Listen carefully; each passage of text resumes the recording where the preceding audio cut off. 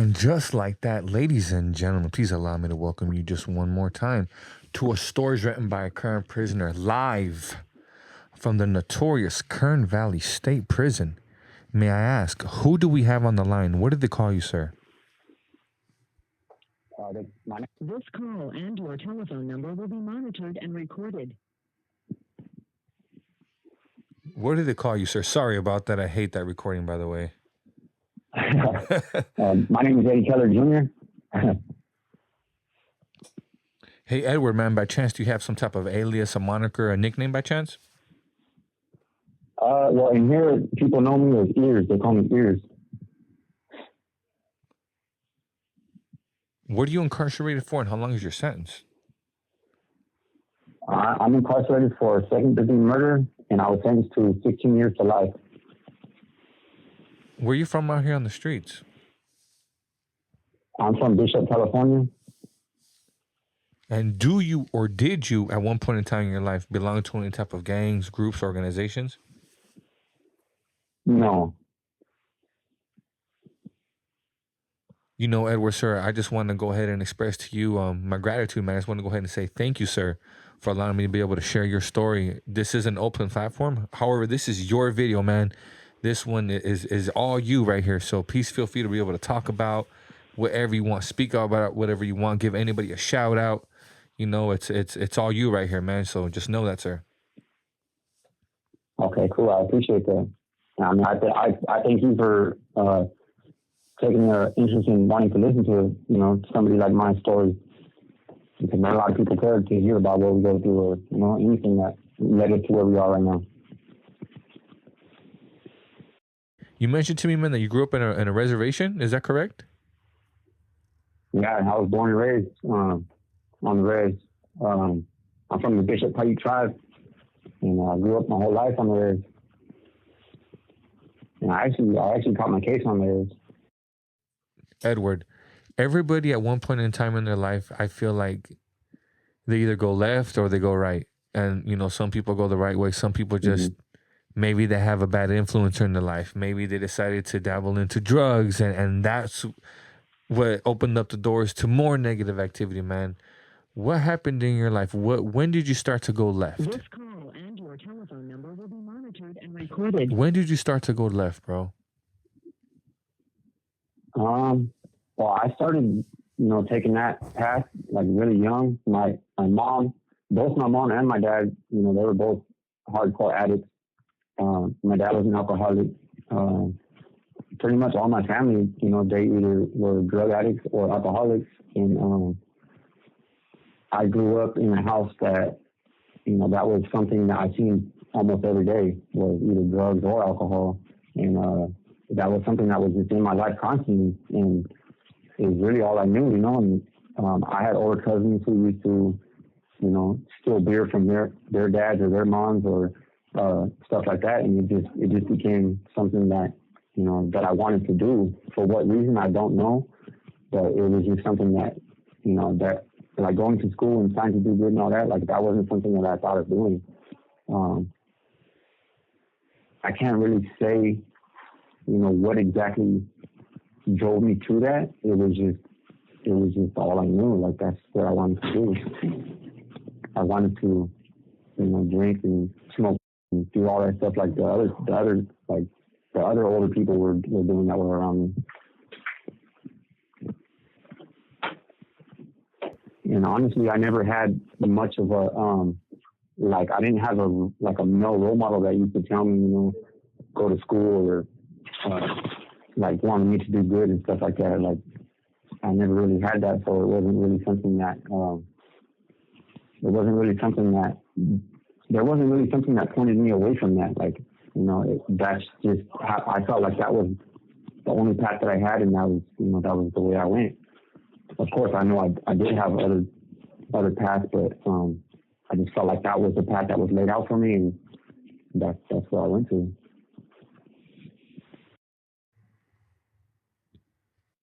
Of course, Edward, as we know, man, everybody's story is different. Some people literally catch a life sentence in the literally drop of a hat, split notice, mistake. Or some people, It's months leading up to this unfortunate event, man. Would you be able to enlighten us, man?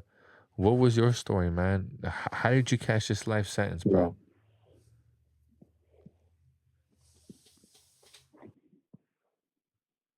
So, um, I caught a life sentence. I killed my cousin on Thanksgiving night.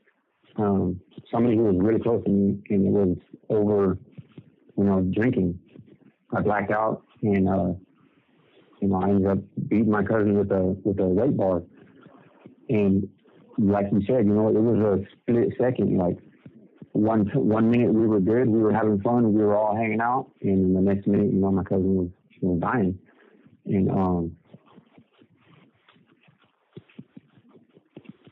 it was it was it wasn't something that I intended to do. It wasn't something that I sought out to do. It wasn't something that I wanted to do.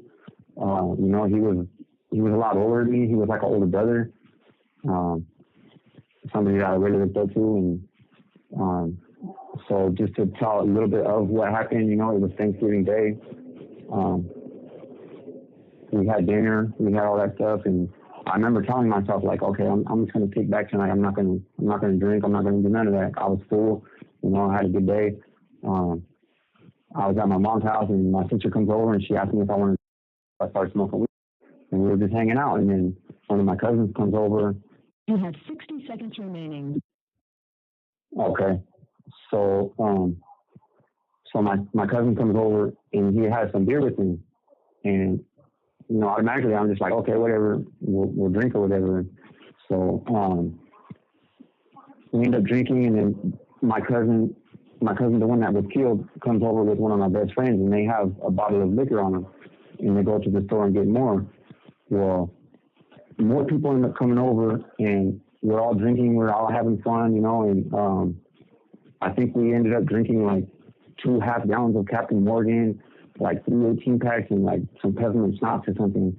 Well, I just remember, we were all having fun, we were all hanging out, and one of my cousin Jake, he started like wigging out, like trying to fight people, and he was like really blacked out, and we were having to like hold him down, like calm him down. And I remember my cousin Jimmy is the one who got killed, and my cousin Jake, he was not a part of it, but he was there.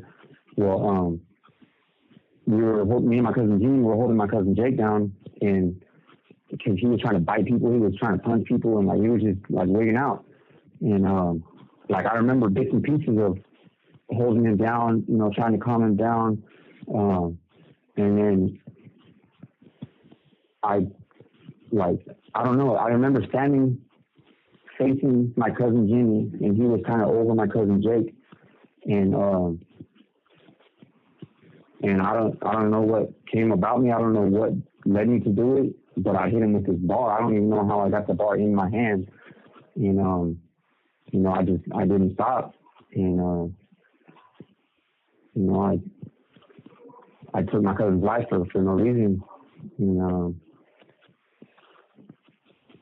my cousin Jake, he was originally the one that got arrested for it because he was laying next to my cousin Jimmy.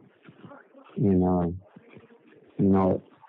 it came about that I was, they had people who called in that said I was the one who did it. And I was kind of going along with the story at first, kind of saying that it was my cousin Jake, and that was really eating me up because I just had a feeling when I woke up the next day because I got arrested for probation violation. So I was in juvenile hall, and I woke up the next day and I just had this bad feeling like something bad happened. And I remember telling myself like, he's gonna wake up, he's gonna wake up, he's gonna wake up. And I called my grandma, and she had told me that the investigators were going to come talk to me about the boy who died. And I'm like, the boy who died? Who are you talking about? And she started crying, and she told me what happened. And I just had this bad feeling, like, man, like it wasn't a dream, like it really happened, And so, they said I confessed. I didn't really confess to it, but I went with it, and I ended up, telling them a little bit about what I remember, and not lying and trying to say that it was my cousin Blake or anything like that. I tried to tell them a little bit of what I remember, but it was so foggy. It was so like my mind was so messed up back then. And I mean, that's it in a nutshell as far as what happened while I'm here. Yeah.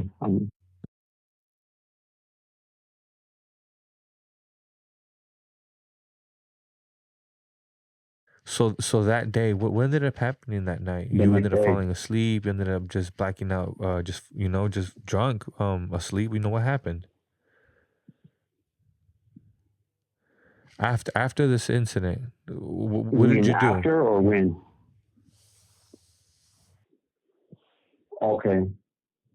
So after it happened, I took off running, and I don't know where I went to. I just remember running down my driveway because I have a long driveway, and there's a creek right next to my house. And I remember like running down my driveway, and then like I came to, and I was going on the other side of the creek into the field. And I remember when I ran out of my driveway, there was no cops in my house. But then when I came through, when I was going through that field, there were cops all surrounding my house. So I don't know where I went. And I remember I remember telling myself, like, I got to go back. I got to tell him what happened. I got to tell him what happened. So I walked to the creek, and the cop seen me, and he called me over, and, they were asking me what happened.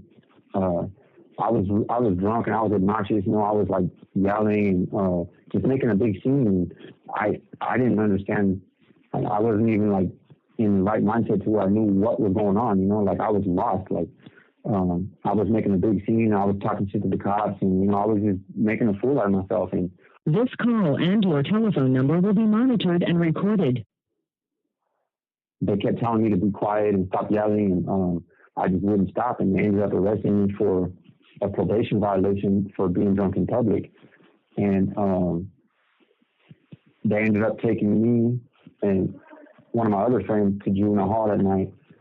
And the next morning was when I found out what happened. And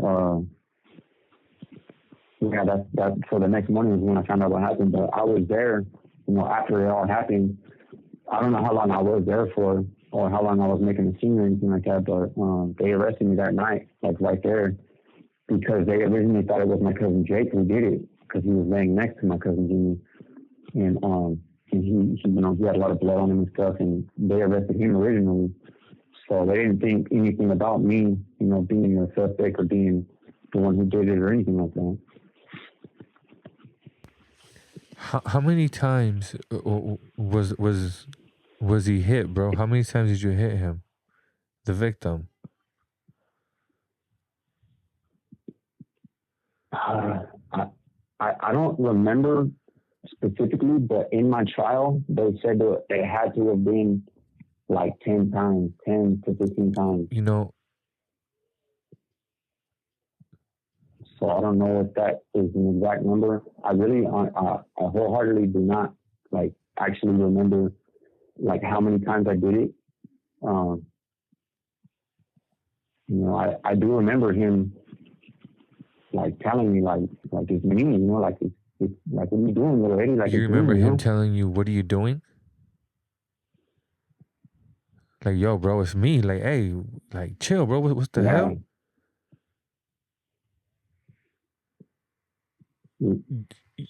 Exactly. Looking back in retrospect, and be 100% honest with me, man.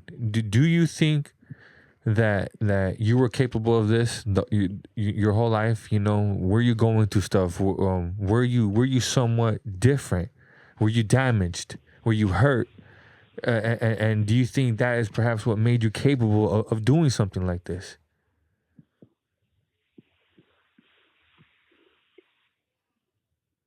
I think I was.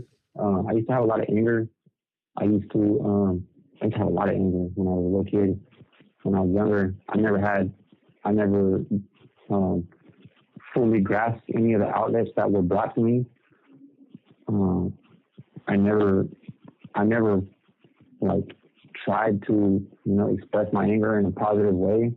But I feel like just the way that I was going at that time and the things that I was doing when I was drunk, I feel like, sadly, I was capable of doing that. And if it wasn't that time to my cousin Jimmy, I think it probably would have been me on the receiving end of something like that, just because of, the things that I was doing. Because when I got drunk, like around that time, I used to get in a lot of fights. And I feel like I was very much damaged. Just the things I grew up seeing. I seen my parents fight a lot. I seen my mom's boyfriend beat her up. I've seen a lot of violence in my life, and I've had stuff like that happen to me growing up. And sadly, I feel like I was capable of doing that. It just growing up in a household where your parents are both addicts.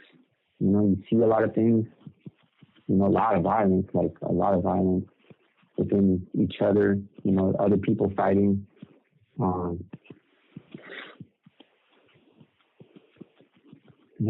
don't really know how to explain it, but I don't know. I don't know how to. I don't know if I'm How old were answering you, the sir, question when this correctly, crime took place? but How old were you? how was it? So How you were old was very I? young. I was 17. How old was the victim, sir? Yes. He was 29. Once the dust started to settle, what was your parents' reaction? What was your family's reaction? The mother.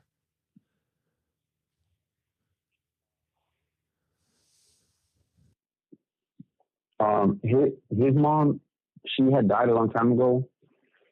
His dad had passed away, but so he's my cousin. Like a distant cousin, but on the road, everyone, if it's your cousin, that's your cousin. Doesn't matter how far apart. But his family on the other side that I'm not related to, there was a lot of hatred. There was a lot of hatred towards me, towards my family, and really that incident split my whole community apart. Like there were people who, had my back, not really had my back, but supported me in a way to where it was like, man, things happen, and then there was the other half who was like, totally against me, and as far as like impact on my family, it impacted my family a lot. Like not only, like I said, my parents were addicts, but my mom, she wasn't there that night. She was supposed to be. She told me she was going to be, and she didn't come back. And I feel like if she was there, we wouldn't have been drinking the way that we were. So I feel like she really took that to heart, and she blamed herself for what happened for a long time. I can't really say too much as far as how my dad's reaction was, because I never really was on a level to where I could talk to my dad about stuff like that. But I do know that it hurt him too, of course, just everything that happened. And like his family, it devastated him.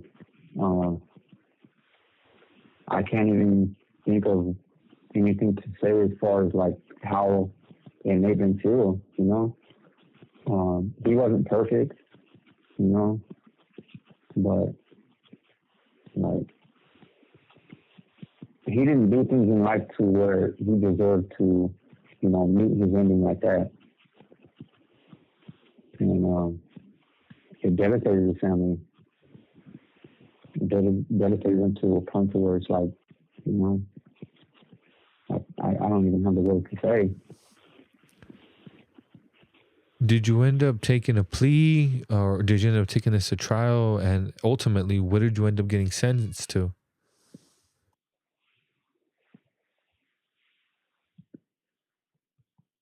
I took it to trial. They did offer me 23 years, but I didn't take it. I fought it. I thought I could get it to a lesser charge. My attorney told me that we would have a good chance of getting maybe manslaughter, but we lost. We beat the first degree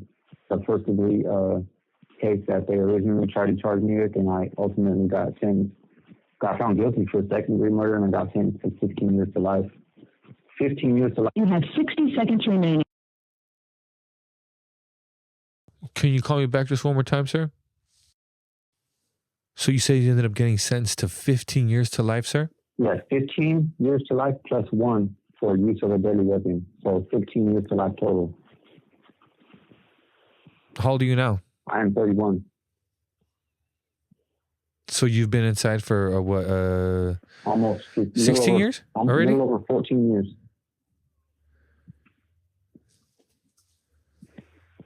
Wow. So you've been in there for a long, long time, man. When you first got broke off with that life sentence, how did that make you feel? Oh man, it was hard. It was hard to fully understand what life meant.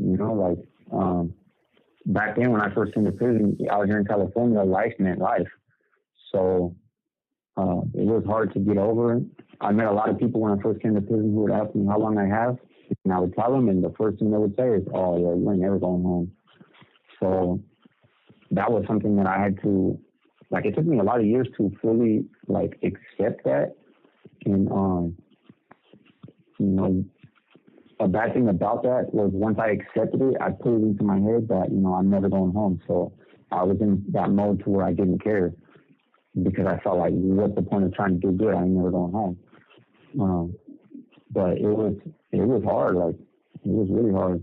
I took a lot of stress out on my family just because I felt like they should do certain things for me just because I have life, boo-hoo me type stuff.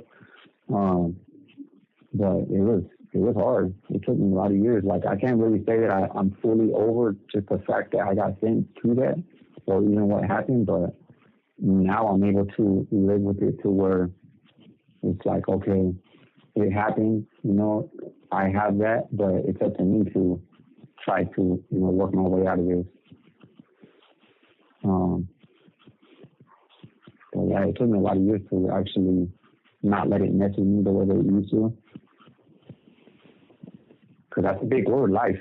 You don't really understand or feel the weight of that word, until the judge tells you that, you have so many years to life,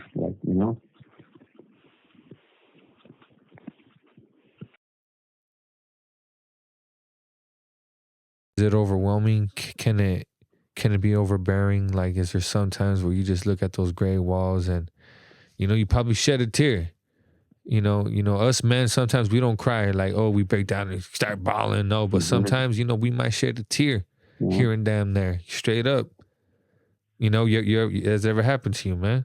It has. It has happened to me quite a few times. That's one thing. When I first came to prison, I was real young. So one thing you learn when you first come to prison is, you don't show your emotions. You don't show nobody your weakness. And even that took me a long time to fully get over. But there are times where it's overwhelming because I have an upcoming board this coming up year in 2024. And I spent a lot of time messing up, so I have a lot of time to make up for it. And it's very overwhelming sometimes. Sometimes I feel like I have the weight of the world on my back and not enough time to fix it, And there are a lot of times where I look outside my window and all I literally see is a barbed wire fence and another building, and that's it. And I'm like, man, what am I doing here, And sometimes it does feel overwhelming to the point to where it's man, I'm never going home is always stuck in the back of my head because I drill it in my head so much to where, any little thing that kind of is an obstacle for me, I automatically want to go through, oh, well, I'm never going home anyways. I don't got to do that. I don't got to waste time doing that. What am I stressing for? I'm never going home anyways, that kind of stuff. But there are a lot of times, and I've lost family while I've been here, and just that alone hurts thinking about because I couldn't be there for them,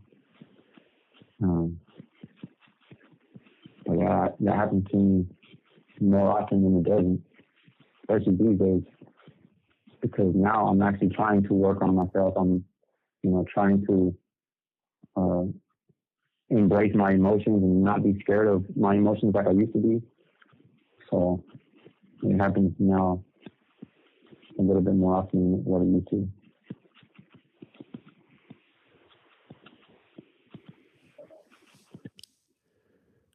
Arriving, what was the first person you landed at, man? What was the what? Where was the first person you landed at? Oh, Wasco, the reception. And then where'd you get sent after that? I got sent to Old Corcoran after that. And then from Old Corcoran, I went to Sat F. They call it New Corcoran. And then from Sat F, I came here to Kern Valley. And I've been here in Kern Valley since 2015. You being, who you are, and that is Native, correct? Yes, sir. That obviously you being Native, your time inside of prison is completely different. Would you be able to explain to us, man, what it was like for you? What was your experience arriving there? Do you roll with your own people? What are the politics? What are some of the rules you have to abide by? Would you be able to let them know what to expect as a Native? Well, I mean, for us, any prison that we go to, there's not very many of us. So, right off the bat, they tell you, for one, that we don't have a lot of numbers, so you always have to be ready. This call and your telephone number will be monitored and recorded. You always have to watch out for the people you associate with. You always have to watch, what's going on around you.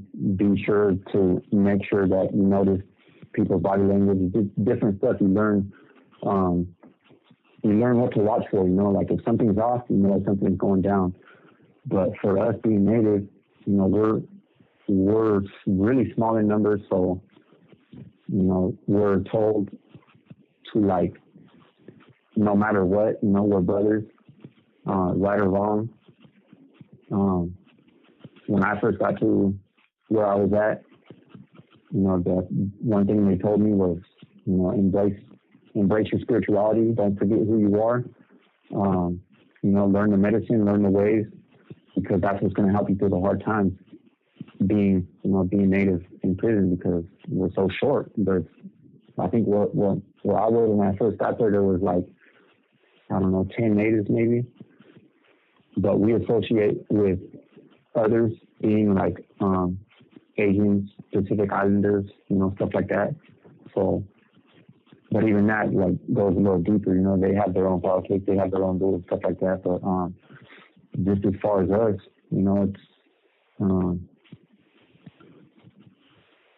it's it's kind of hard to explain. It's not really too deep. One thing they just tell you, you got to be a warrior. You have to be there for your people no matter what. Sometimes you might be asked to do things you don't want to do, but it's to further your people. It's to better the cause. When I first came to prison, I was real anxious and wanting to make a name for myself. And the first thing I asked a couple of the brothers was, I want to do something. And they used to tell me like, all right, well, your time will come. Like don't worry, like being here, This call and your telephone number will be monitored and recorded. When I first came to prison, I landed right on the level 4, and my points never went down; they just went up because all I did was get in trouble. But let's see. When was the first time that you got to see that prison was no joke? That sometimes these racial conflicts or these group conflicts that they do kick off, that it's not just a one-on-one type thing. Yeah. It's literally 10 against 30 or 20 against 50 or 30 against 30. Yeah. When was the first time you got to experience something like that, and why? What kicked it off? I seen that right away when I first got to Wasco. It was a reception center, so they had bulldogs there, And right away, there was an instance where a bulldog had got into it with a black dude for I don't even know what reason, and there was only like 10 black dudes and there was like 30 bulldogs, and they got packed out, and that right away I was like, dang, okay, like this place really is no joke, And I personally never been into a fight to where it was like that, but I mean I've been around them, but it wasn't like me or my people participating in them, But like I've seen it to where it's a simple fight, and maybe somebody does something the wrong way. Somebody kicks somebody when they're down, or doesn't let somebody up, or hits them to where it looks like it hurts, and they don't stop, and next thing you know, their homeboys jump in, and then you got other people jumping in from everywhere. And like one thing about being in prison is that it happens like that. Like, so when there's a fight, one thing you're always taught to do is face where the fight is, because you never know. You never know if it's going to pop off like that. You got to know where you're at, who you're around. Watch people's body language, because they might be pulling. You never know, they might be pulling a knife out of their ass. And like that happens a lot in here, to where just 1 minute it's a simple fight, or it's just 1 minute it's a good day, and then next thing you know, it's chaos. But my first time experiencing that was when I was in reception, and it happened quick, from a simple fight to a full blown riot. Very nerve wracking. I mean, you come to be normalized with seeing, puddles of blood, dried up blood on the ground, or they have these OC pepper spray bombs that they throw at us. You see those, blown up all over the yard. Like that, you become normalized with that, and that's something that I don't know. It's not normal, Like you see that a lot. Like hold on. Yeah, you see that a lot. It's very traumatizing. I mean, I was telling somebody that I talked to before about stuff like that, and they couldn't believe it. They were like, "What do you mean they just leave the blood there?" Like, "What do you mean you see, grenades blowing up?" Like, I don't know. It's hard to explain, but for us, it's normal,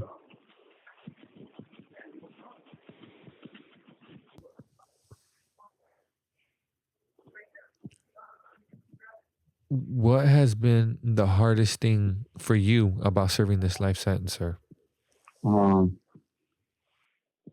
of the hardest things for me being in here was losing my grandma, because my grandma was more like my mom to us than our mom was, and not being able to be there for her, while she left. But as far as being here in this place, really just finding myself, finding, who I am, and not letting myself fall victim to, it's easy to let what they said about me, like in my trial, or You have 60 seconds remaining. not let that turn me into what they said I was.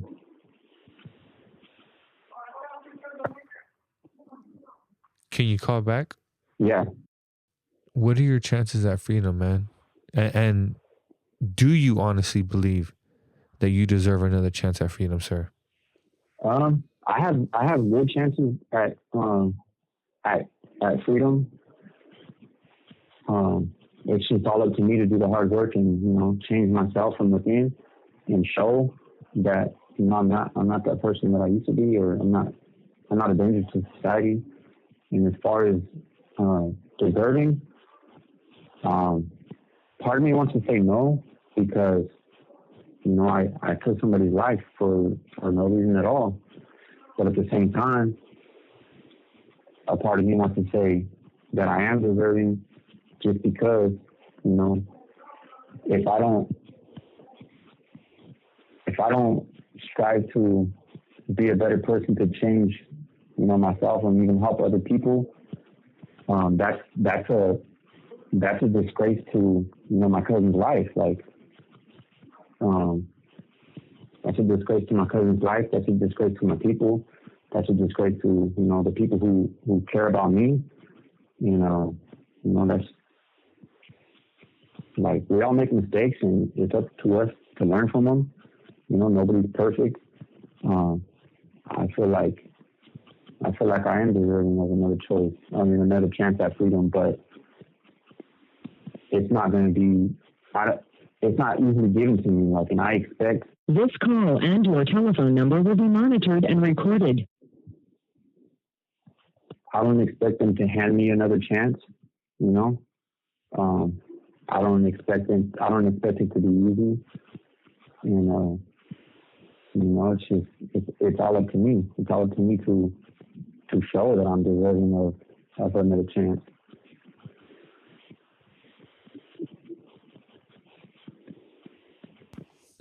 What advice do you have for anybody out there who perhaps grew up maybe a little bit similar to you?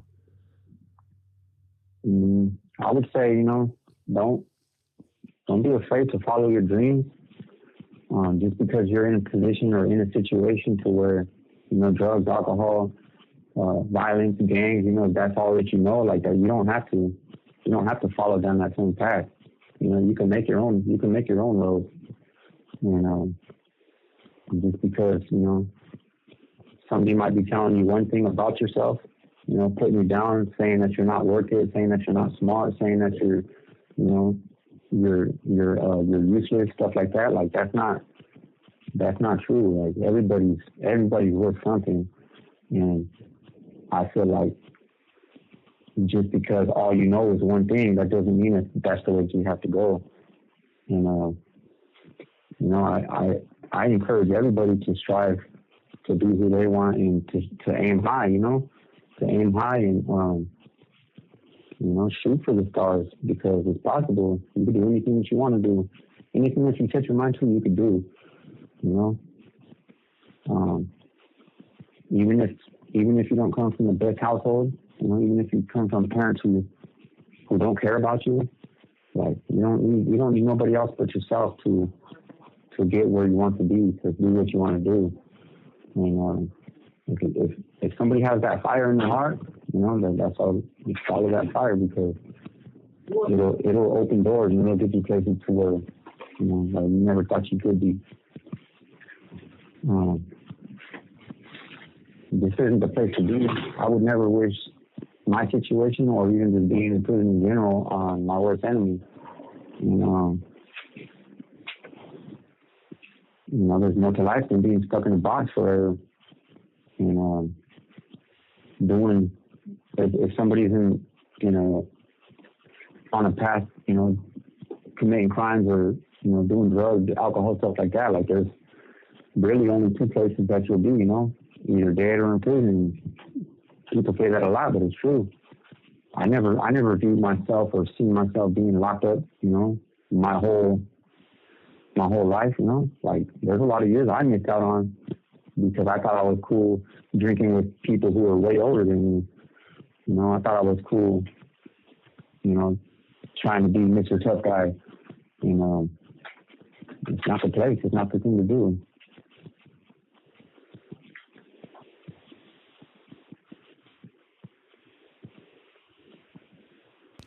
Edward, I'd like to go ahead and say thank you so much, sir, for opening up the way that you have, and sharing your story, man, sharing your testimony, man. I hope someone out there, can hear this man's words and, think twice. Think twice, man. Thank you so much, Edward. God bless you, and I wish you a lot of luck and success, and I hope that one day you do get another chance at freedom, sir. Of course, man. I appreciate it. I appreciate you, reaching out and wanting to hear my story and taking interest in putting it out there. I appreciate it very much so.